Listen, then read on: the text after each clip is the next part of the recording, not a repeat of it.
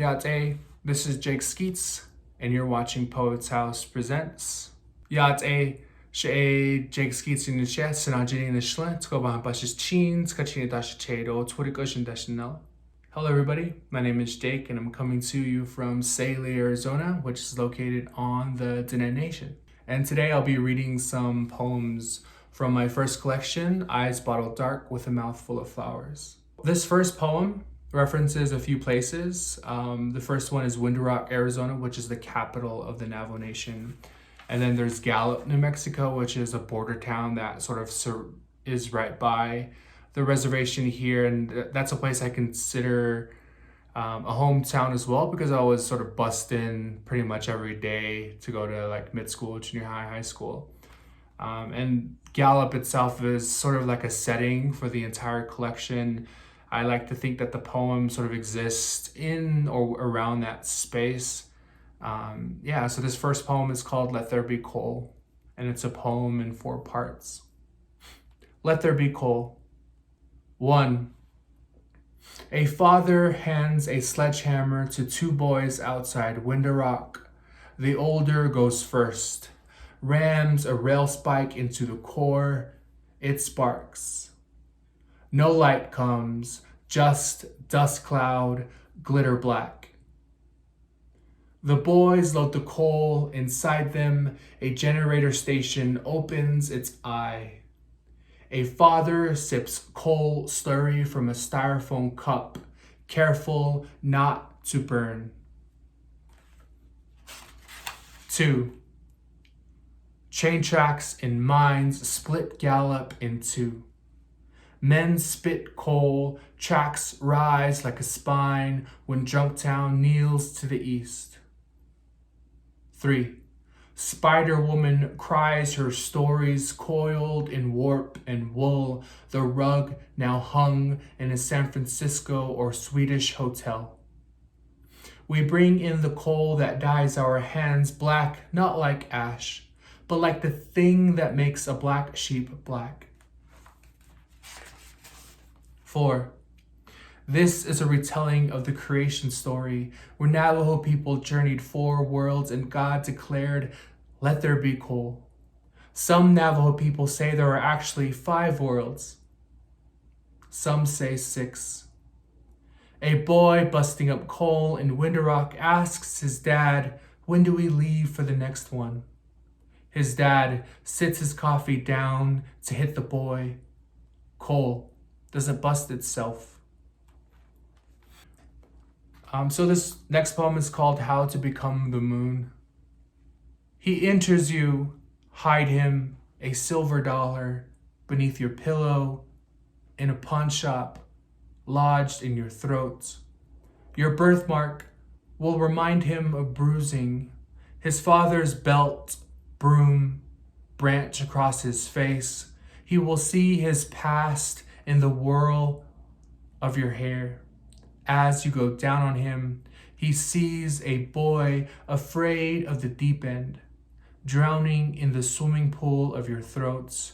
He swears your eyes are chlorine blue and black, you both purple soots.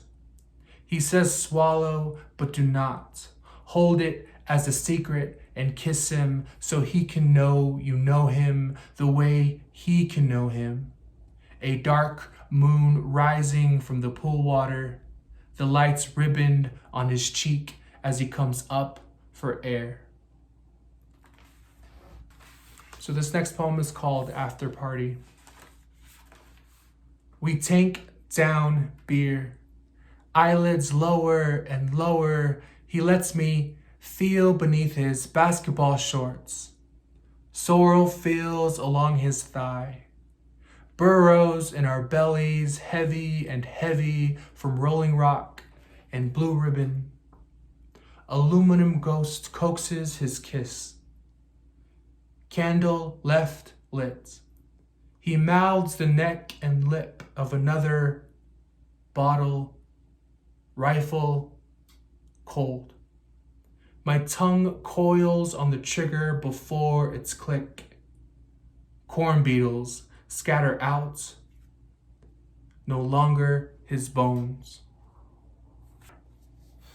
The collection opens up with a Diné saying, a Diné sentence, a Diné phrase. I'm not sure exactly how to characterize it,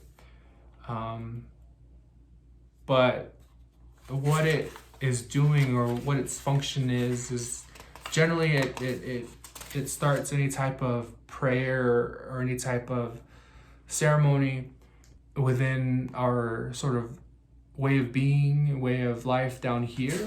And its English translation is, "From here there will be beauty again."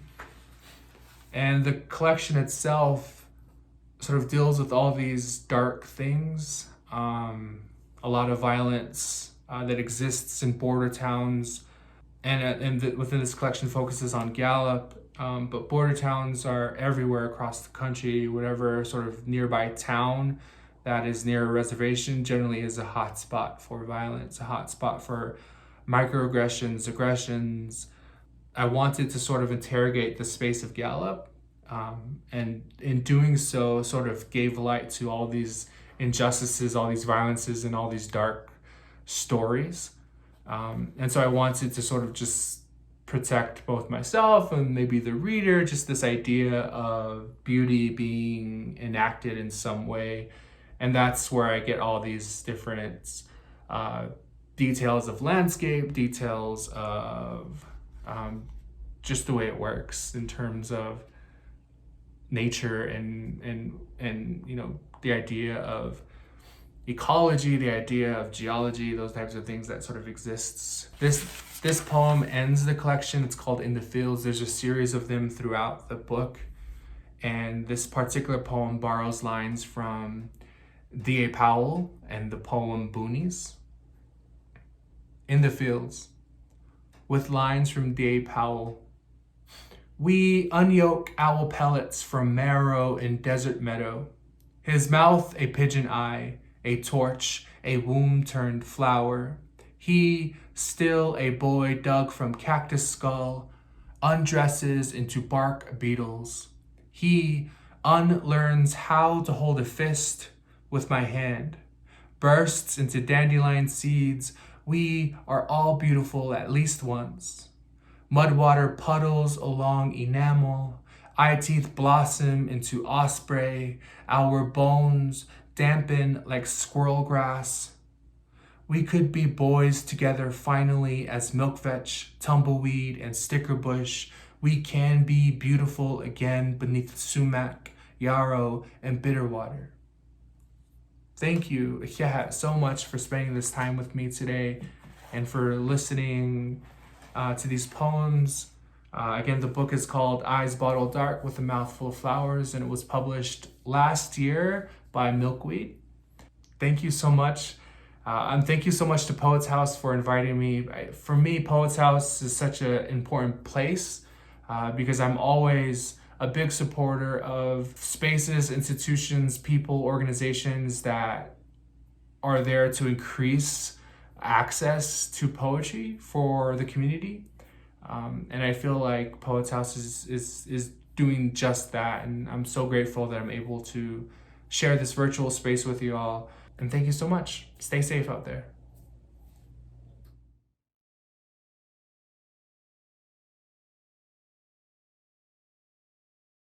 If you've enjoyed these programs, please consider giving a contribution to Poets House. For more than 30 years, they've kept the door wide open to everyone for the joy of poetry.